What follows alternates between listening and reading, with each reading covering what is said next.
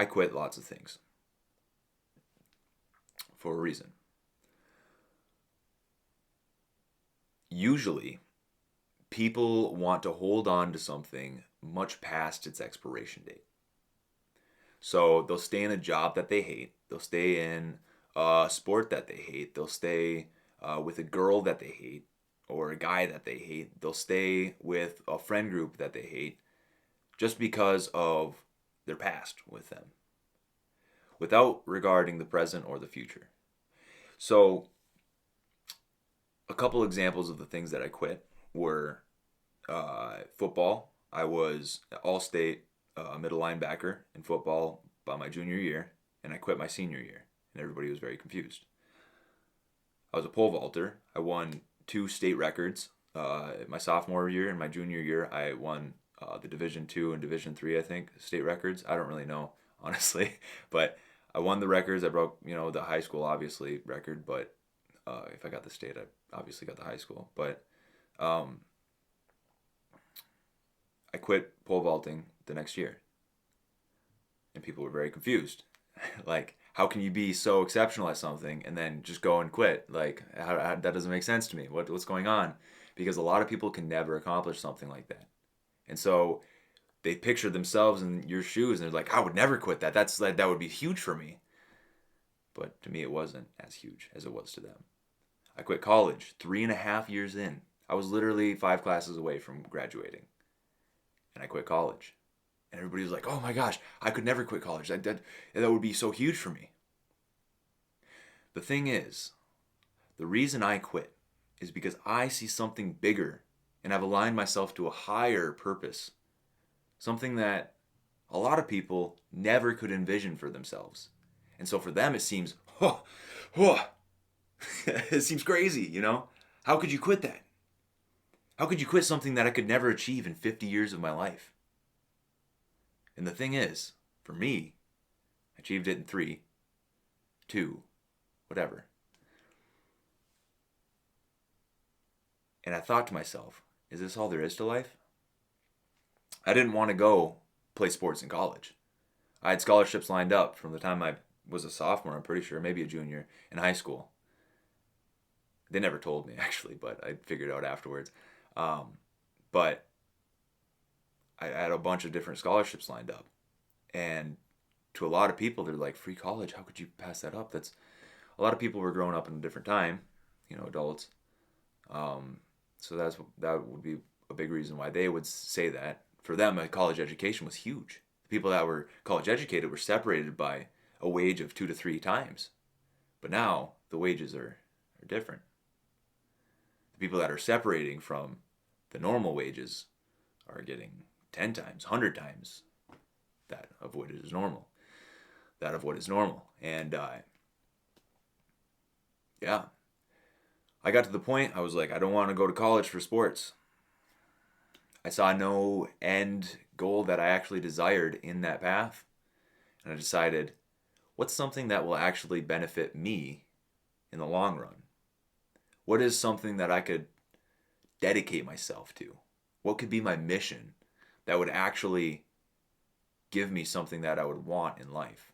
And so I decided business, like most men do, that ask themselves this question. And I was like, okay, well, if business is going to be my mission for now, if that's something I want to accomplish myself in, then what am I going to do? So I started a couple little businesses and they flopped and this and that. One of them I made like, $400 or $500. And I was like, oh man, I'm rolling in it now. I was, a 15-year-old kid or 16-year-old kid.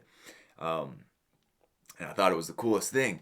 But yeah, businesses were flopping here and there and around the square. And it's like, okay, well, maybe I'll try this college thing and whatever. My family really wanted me to go to college. So I tried it out. And I realized I was looking around me. I was like, all these college people are talking about what they're going to be doing afterwards. And I was like, that doesn't sound good. I was trying to figure out what I'm going to do, right? I was looking at the different opportunities for me.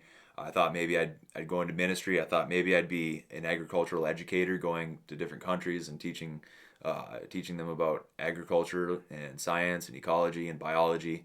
I thought about teaching about permaculture in the United States. I thought about doing online courses for that kind of stuff.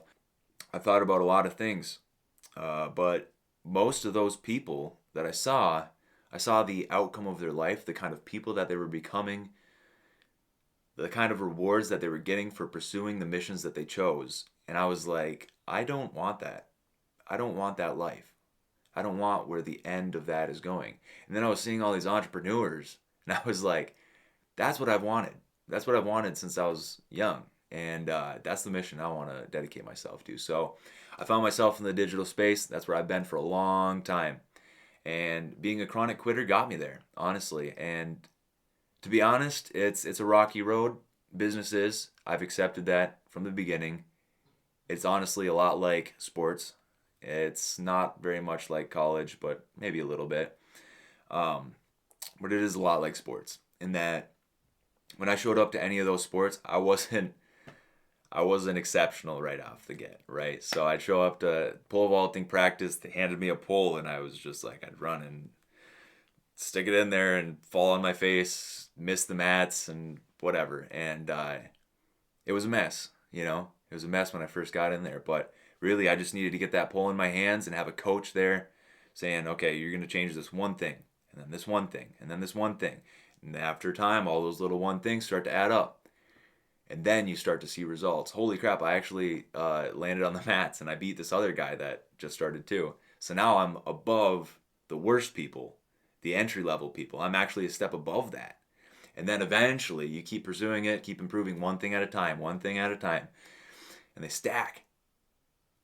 And then you're starting to stick out among the population of the people that are slacking. You know, they're missing that one thing on Saturday, and they're missing that extra weightlifting session on Tuesday. They're not playing sports in the summertime. They're not lifting weights, and they're going and partying, and you know, all these guys are starting to do the vaping and everything. And it's like, well,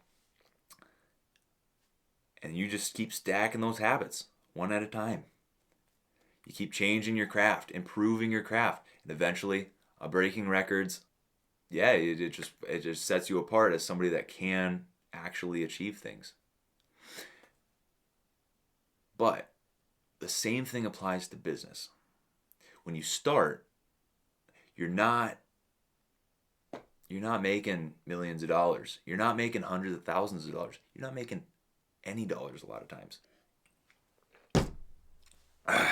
As you're just getting these beginner stages over with, you got to expect low results. You got to expect that, you know what, I'm going to try. I'm going to put this pole in my hands.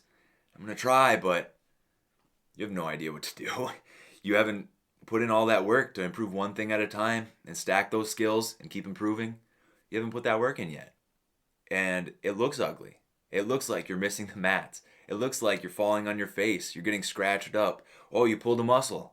You're out for a couple months. Well, same thing happens in business. Same thing happens. You're discouraged because you've done thousands of cold calls, haven't gotten a client, and so you take a month off and you're like, oh my gosh, this sucks and I can't do this. That's your pulled muscle right there. You know, maybe you're out. But the less that you can cut out all those bad periods and keep on putting in that one improvement at a time and stacking those things. Think about business, right? Think about it like sports. The less you're going out and partying, the less you're doing picking up the bad habits, skipping a summer sport, you know, you're putting in the extra hours when people won't, the more you're going to distinguish yourself as somebody that's capable, as opposed to those who are just kind of doing the bare minimum, going through the motions, taking a little month off here, going and traveling for 3 months there, and then they're going to take the weekends off. They're going to work 20 hours a week rather than 80 hours a week, 100 hours a week.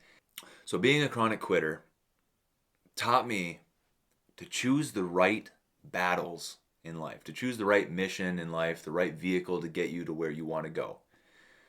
You only got so much time to pursue different things in life, if you're gonna pursue things at all. A lot of people don't. But you got to make sure that you choose wisely which thing you want to chase. Make sure that in the end, it will be what delivers the result that you want, the kind of life that you actually would be proud of, the kind of life that would help yourself and those around you, the kind of life that will make you happy and fulfilled at the end of it. make sure that you choose the right vehicle, because I've chosen a lot of the wrong vehicles. And sure, I did some things and I accomplished a lot of things that a lot of people never would have. But in the end, all it really got me was a year of clout in high school, and then it was over. Because I realized there's the whole real world here. You got to make money. You want to have a family.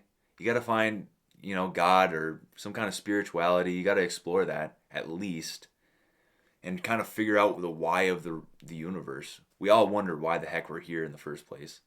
So like, if you can't deal with that problem, like, what are you even doing with your time? You know? So, yeah. My advice, figure out the things that matter and pursue them, because really you only have so much time. Thanks.